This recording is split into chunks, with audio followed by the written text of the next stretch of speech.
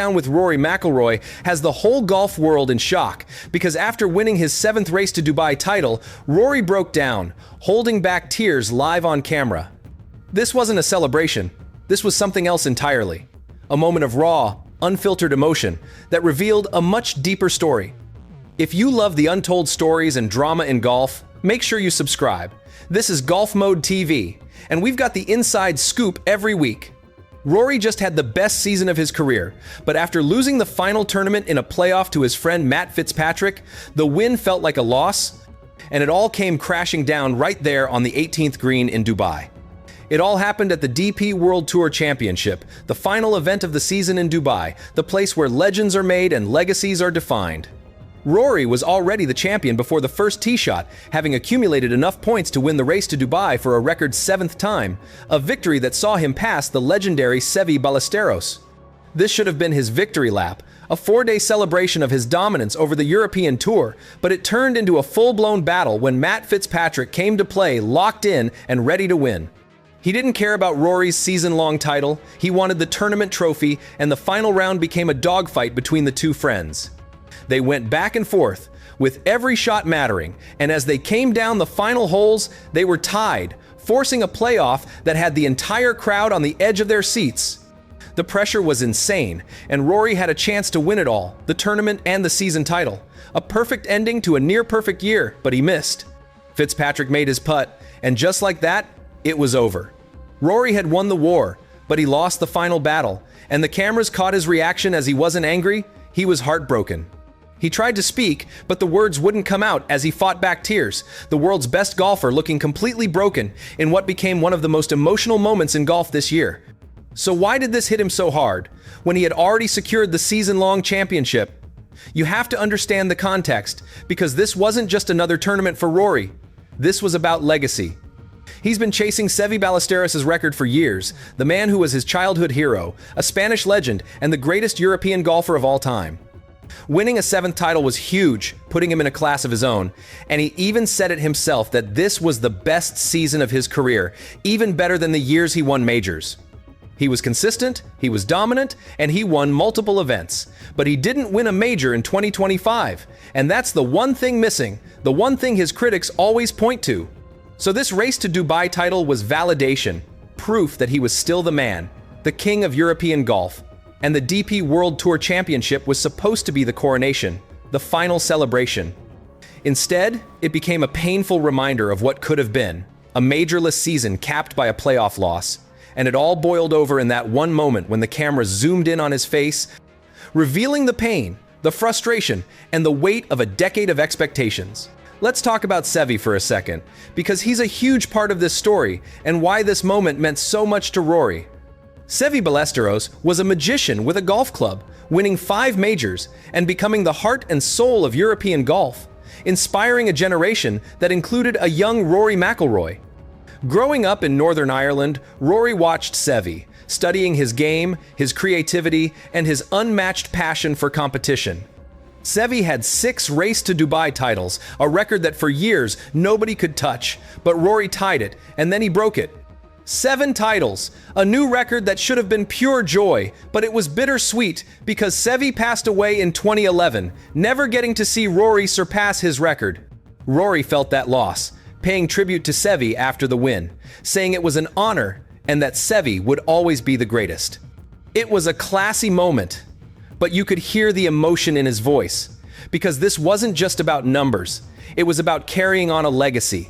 And the pressure of that legacy was clearly crushing him. And the golf world went crazy, with reactions pouring in instantly from all corners of the sport.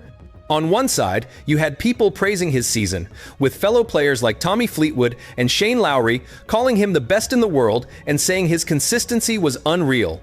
They knew how much the 7th title meant, with Fleetwood calling Rory the most complete player on tour, and Lowry saying he was proud to be his friend, genuine tributes from guys who compete against him every week. But on the other side, the critics came out swinging, as social media lit up with people saying he choked, that he couldn't handle the pressure, pointing to the playoff loss as proof that he can't win when it matters most. It was a brutal take, and even the commentators were divided, with some focusing on the incredible achievement of the 7th Race to Dubai title, while others focused on the final moment of heartbreak and tears. Matt Fitzpatrick was classy in his victory, praising Rory and calling him a legend, saying it was an honor to compete against him, but that almost made it worse, highlighting the bittersweet nature of the day. Rory was the season's champion, but Fitzpatrick was the tournament's winner, leaving two winners on the green, but only one who felt like he had lost. This is where it gets deep, because this wasn't just about one tournament, this is about Rory's entire career narrative. He's one of the most talented golfers ever, a fact that everyone agrees on, but he hasn't won a major since 2014, which is over a decade for a player of his caliber. So every win and every loss is viewed through that lens. And while the Race to Dubai title is a massive achievement, it's not a major.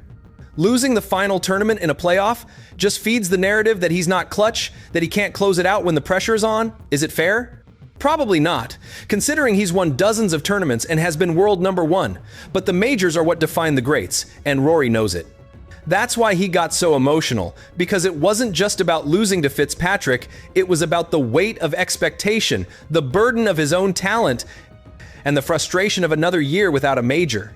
He said 2025 was his best season, and he's right, because statistically, it was incredible, but without a major, it feels incomplete to him, and to the world. That single tear he shed represented a decade of frustration, a decade of being almost there. Let's break down his 2025 season, because it really was special, with multiple tournament wins and being in contention almost every week. His ball striking was elite, his putting improved, and he was making clutch shots, beating the best players in the world, making it a dream season on paper. But the majors haunted him, as he had chances at the Masters, the U.S. Open, and the Open Championship, but he couldn't get it done. Always close, but not close enough. And that's the story of Rory's last decade, a maddening reality for him and for his fans, because you can see the talent and the potential, but something is missing. Is it mental? Is it bad luck? Nobody knows for sure, but the questions keep coming and the pressure keeps building. So what happened next in the aftermath of Dubai? It was telling, because Rory didn't hide, he faced the media with honesty, saying he was disappointed and that it stung to lose the playoff, but he was also proud of his season and his 7th title. He put on a brave face, but you could see the pain in his eyes as he talked about his family and how they keep him grounded, trying to find perspective. But the image of him holding back tears had already gone viral, becoming the defining image of the tournament. Not Fitzpatrick holding the trophy, but Rory, the champion, looking defeated. In the days that followed, the debate raged on. Was 2025 a success for Rory, or a failure? There was no easy answer, as it was both a testament to his incredible talent and a symbol of his ongoing struggle. He took a break after Dubai, needing to reset, to get away from the noise, and to prepare for 2026 and another run at the majors. The golf media dissected every moment, analyzing his body language, his words, and his emotions.